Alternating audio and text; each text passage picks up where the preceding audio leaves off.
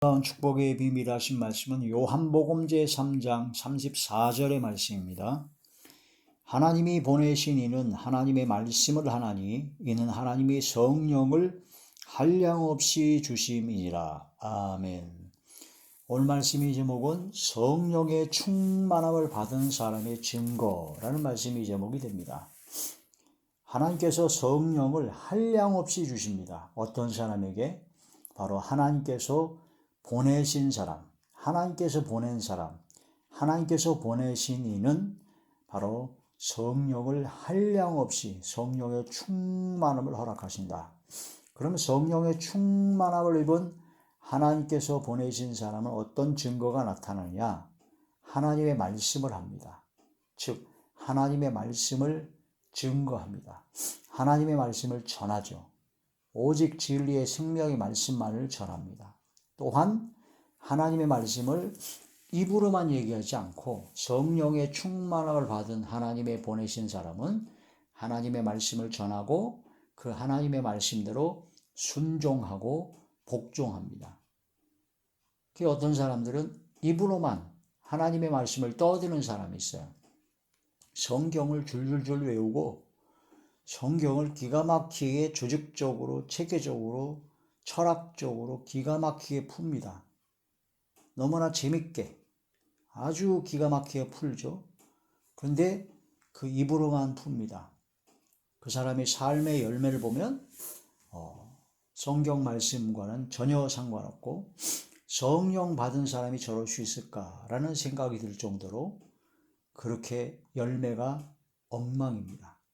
말하는 것도 그렇고 행동하는 것도 그렇고 성령의 충만함을 받은 사람의 증거는 하나님의 말씀을 전합니다.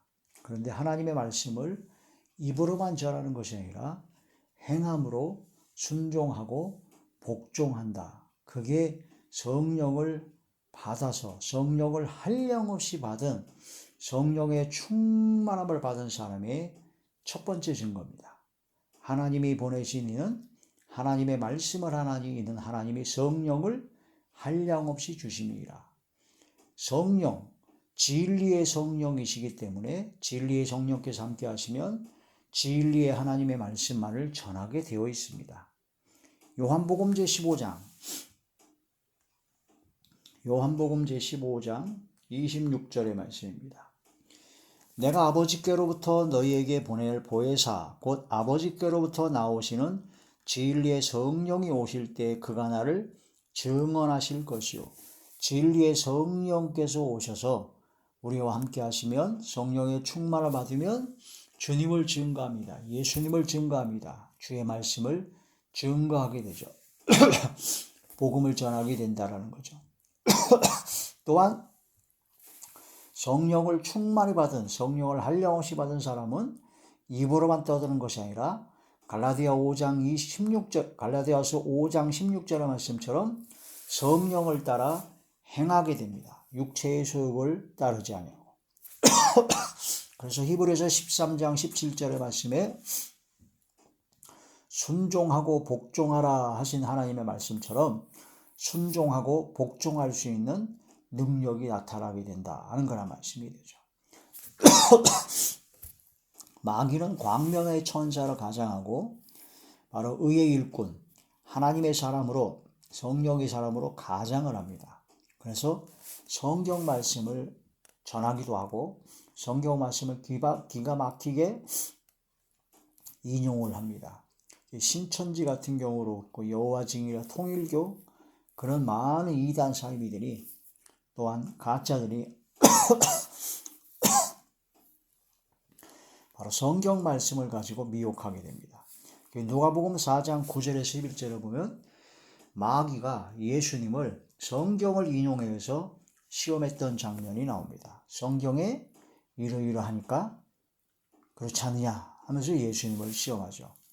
예수님은 그 모든 시험을 성경 말씀으로 이겨냅니다. 성경 말씀으로. 그래서 어떤 것이든 간에 하나님의 말씀으로 진리의 성령께서 주시는 성령께서 주시는 하나님의 말씀으로 다 물리치고 믿음의 선한 싸움을 싸워 승리해야 된다. 영적 전쟁에서 승리하는 것은 하나님의 말씀밖에 없다.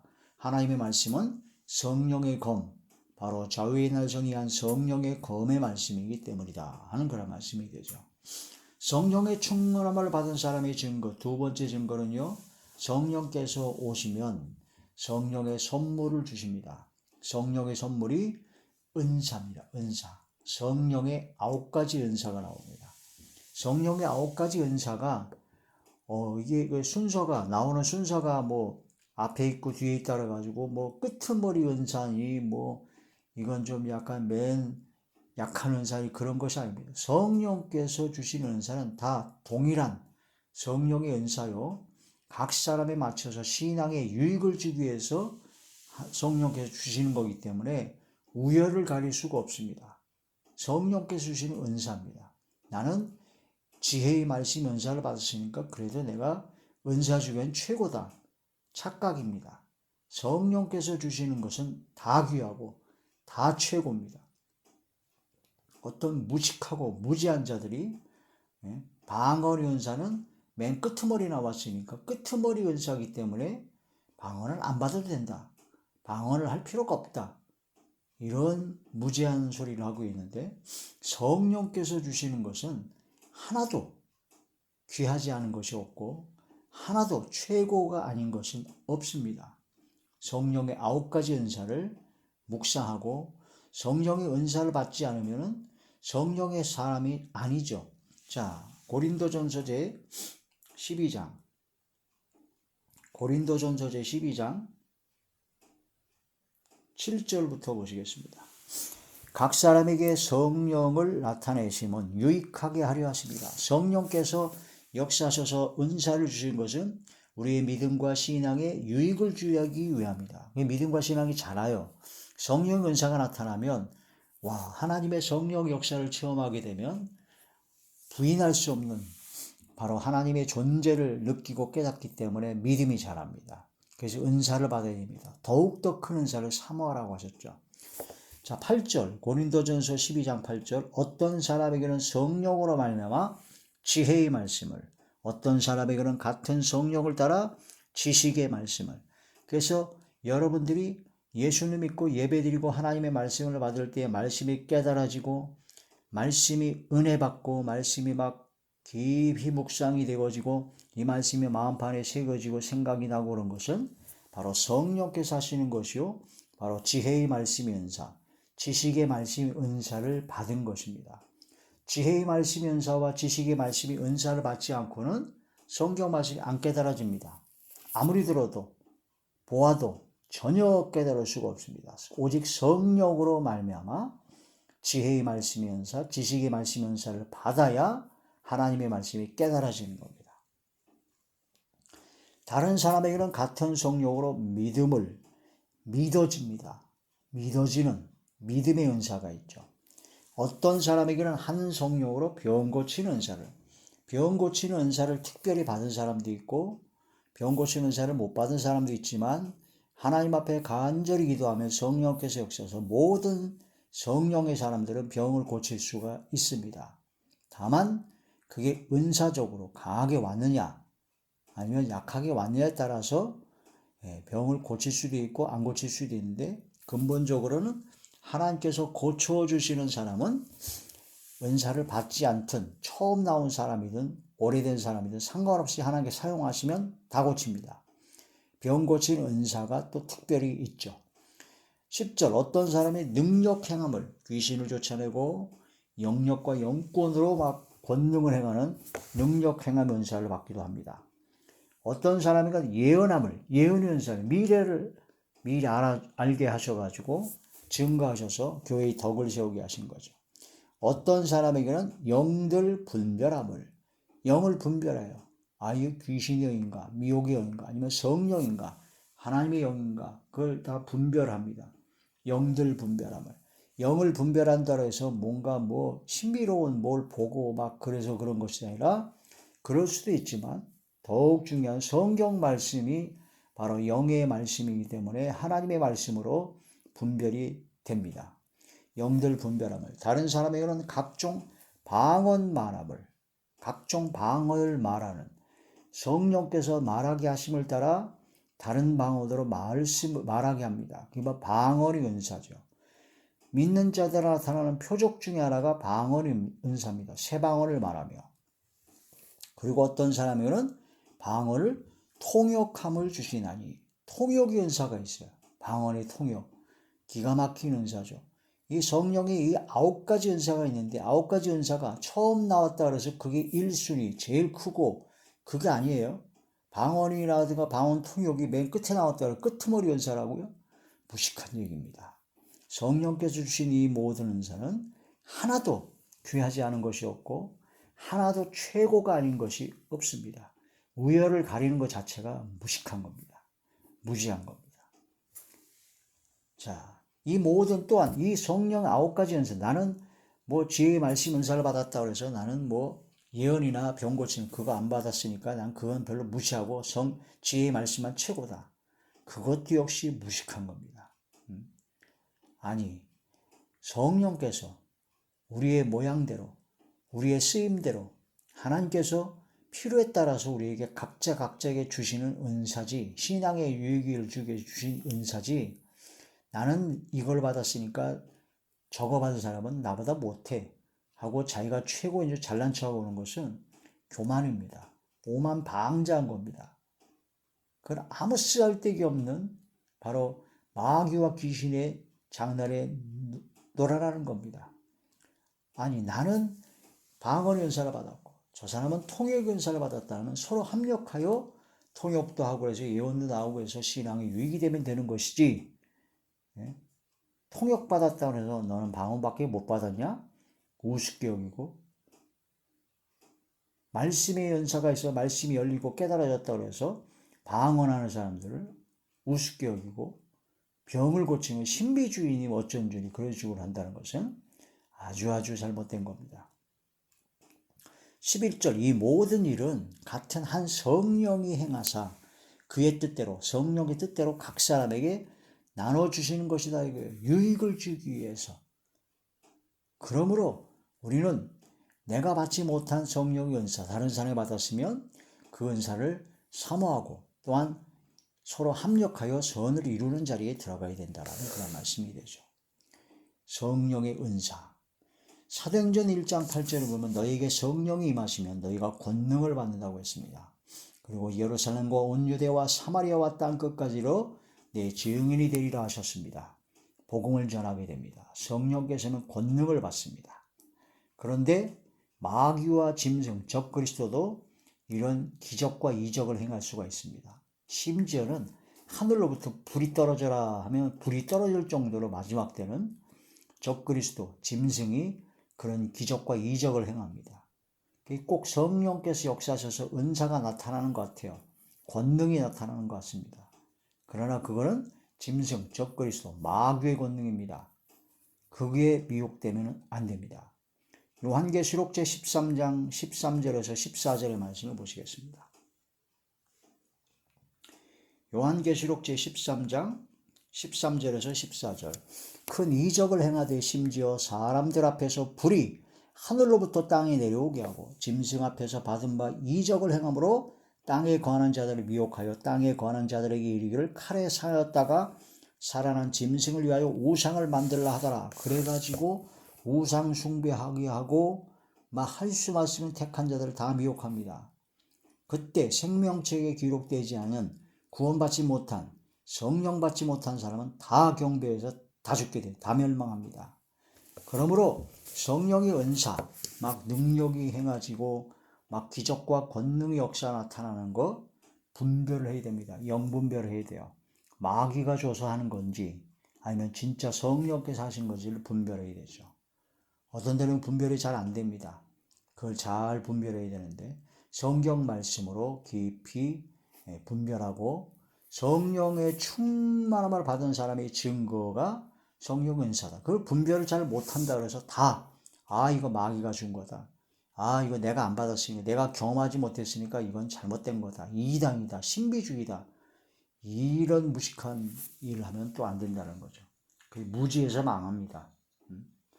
마귀 역사가 일어날 수도 있지만 진짜 성령의 역사가 일어날 수도 있기 때문에 그걸 분별하고 거기에 미혹되지 말고 성경 말씀을 근거로 하여 분별해보고 하나님의 말씀으로 나아가야 되죠.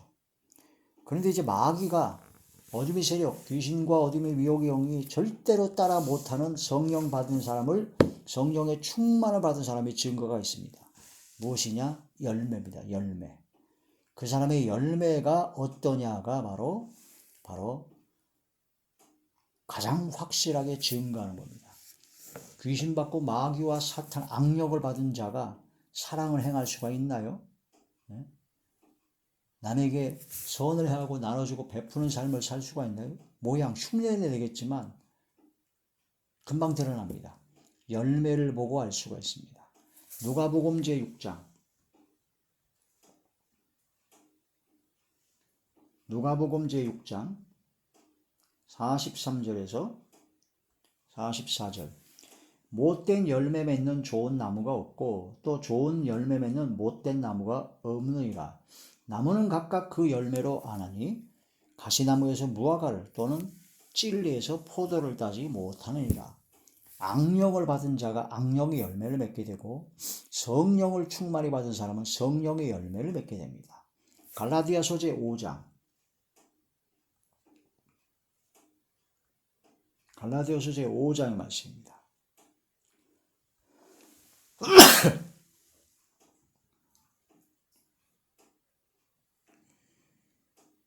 19절부터 보시겠습니다. 육체의 일은 분명하니 육체의 일, 바로 성령이 아닌 육체의 일, 악령이죠. 어둠의 영이 역사하는 육체의 일은 분명하니 그 음행, 더러운 것과 호색, 그 다음에 우상 숭배와 주술, 원수 맺는 것과 원수를 맺어요. 야, 저 사람은 성령 받은 사람 같아. 막 능력과 권능의 역사가 나타나요. 말씀도 기가 막히게 전하고 교회도 대형 교회고 수많은 사람들이 따르고 실학 박사에다가 얼굴도 잘생겨가지고 말도 잘하고 기가 막혀요. 그런데 이상하게 이 사람은 항상 가는 곳마다 원수를 맺어요. 척을 지고 막 원수 맺는 사람이 많아요. 그 원수 맺는 것은 성령의 열매가 아닙니다. 성령의 열매는 성령께서 역사하시면 원수 맺는 걸 풀죠. 화해하고 화평하죠. 원수 맺는 것과 분쟁과, 이 사람은 가는 곳마다 분쟁이 많아요. 시기합니다. 남이 잘 되는 꼴로 못 봐요. 자기가 최고 머리가 돼야 돼. 자기가 1등이고 자기만 높이 숭상을 받아야 돼요. 자기를 따라오라고 그래요. 자기가 최고래요. 그래서 남이 뭐 잘 된다, 남이 뭔가 했다, 시기 질투 때문에 못 견답니다. 그게 성령 받은 겁니까? 육체의 일입니다. 악령의 역사입니다. 열매를 보고 하는 거예요. 말씀을 잘 전하고 막 성령 은사가 나타나고 막 능력이 행하고 막 교회가 막 부흥이 돼서 막 사람이 많이 모으고 그런 거 다 될 수도 있지만 이런 열매를 맺는 것은 마귀가 따라할 수가 없다라는 거. 마귀의 근본이 시기 질투하게 하는 거거든요. 분쟁하게 하는 거거든요. 분냄과 혈기가 많아요. 성령의 충만을 받았는데 혈기가 많다. 노하기를 더디하라는데 노하기를 그냥 욱하고 맨날 혈기 부린다.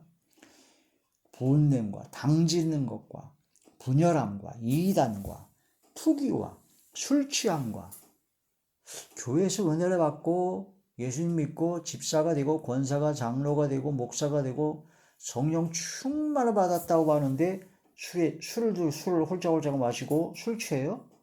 성령 받은 것이 아니고 육체의 일입니다. 악령의 열매입니다.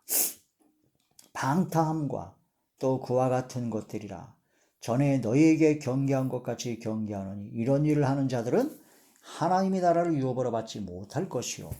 진짜 믿는다면 성령께서 임재하실 것이요. 성령의 충만을 받은 하나님의 자녀가 되기 때문에 이런 일을 하게 되면 계속 양심의 가책을 받고 찔림을 받아서 회개하고 돌아오게 됩니다. 그런데 계속 이런 일을 하면서도 회개도 안 하고 뻔뻔스럽게 계속 자기 합리화시키고 이런 일을 계속한다? 그건 성령을 못 받은 사람일 수가 있고 진짜 믿음을 갖지 못한, 구원받지 못한 사람일 수가 있다라는 겁니다. 구원받은 하나님의 자녀, 성령의 사람은 계속 찔림을 받기 때문에 이걸 오래가지 못합니다. 회개하고 돌이켜 다시 또 돌아옵니다. 다시 또 돌아와요. 그 회개하고 돌아오는 사람은 성령 받은 사람이에요.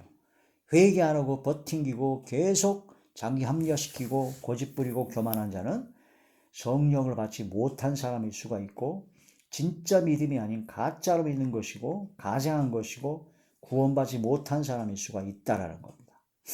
갈라디아서 제5장 22절 오직 성령의 열매는 사랑과 하나님을 사랑하고 이웃을 사랑합니다.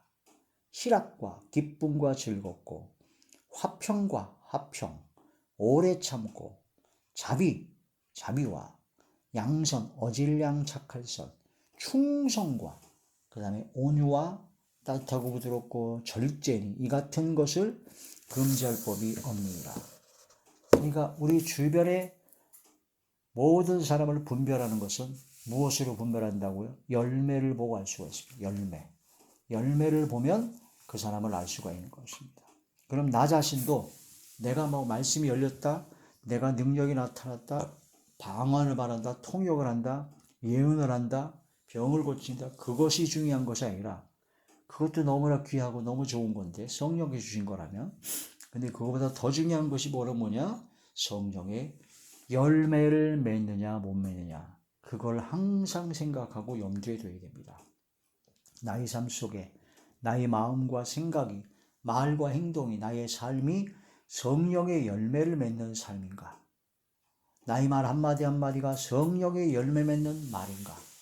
나의 마음의 생각이 성령의 열매를 맺는 마음의 생각인가? 나의 행동이, 그런 모든 것이 성령께서 역사하시는 성령의 열매인가를 항상 점검하고 항상 나 자신을 돌이켜봐야 됩니다. 그래서 잘못된 길로 가고 있다, 속히 돌이켜서 회개하고 다시 또 돌아야 됩니다. 그것은 성령의 역사입니다. 성령께서 역사하시면 마음에 찔려요. 계속 가책이 돼요. 그래서 걸려서 덜커덕 걸려서 다시 돌아오게 되고 회개하게 됩니다. 근데 성령의 역사가 아닌 자들은 회개 안 합니다. 걸리질 않습니다. 가책은 안 받아요. 나중에는 양심의 화인을 맞아서 가책이 없어요. 아예 무뎌져 버려요. 옛날 재래식 화장실에 들어갈 때 처음에는 냄새가 지독합니다. 근데 조금 있으면 그 속에서 냄새에 동화돼서 냄새가 별로 안 납니다. 죄를 질 때는 처음에는 굉장히 찔리죠. 그러나 나중에 계속 죄가 점철되면 찔림도 없어요. 성령의 역사가 안 나타납니다. 그래서 성령이 소멸될 수도 있습니다. 악령이 소멸되어야 되는데 성령을 소멸시켜버리는 그런 고집과 회개치 아니하는 교만한 마음 때문에 결국은 이 말 지은 놈만 쌓이게 된다. 회개치 아니하면 요한계시록에 보면 촛대를 옮기겠다. 7금촛대, 그 바로 성령의 조명입니다. 성령께서 떠나신다는 겁니다. 그걸 성령의 소멸이죠. 성령께서 떠나세요. 성령께서 계실 수가 없어요. 도대체가 말을 안 듣고 들어먹질 않으니까 떠날 수도 있다는 겁니다. 촛대가 옮겨질 수도 있다는 거죠. 깊이 깨달아야 됩니다. 하나님 앞에 항상 낮아지고 겸손하고 항상 회개하고 항상 나 자신의 신앙과 믿음을 점검하여 성령의 충만을 받은 사람의 증거인, 가장 확실한 증거인 성령의 열매, 그런 열매를 맺는 저와 우리 모두가 되시기를 주의 이름으로 축원합니다. 할렐루야.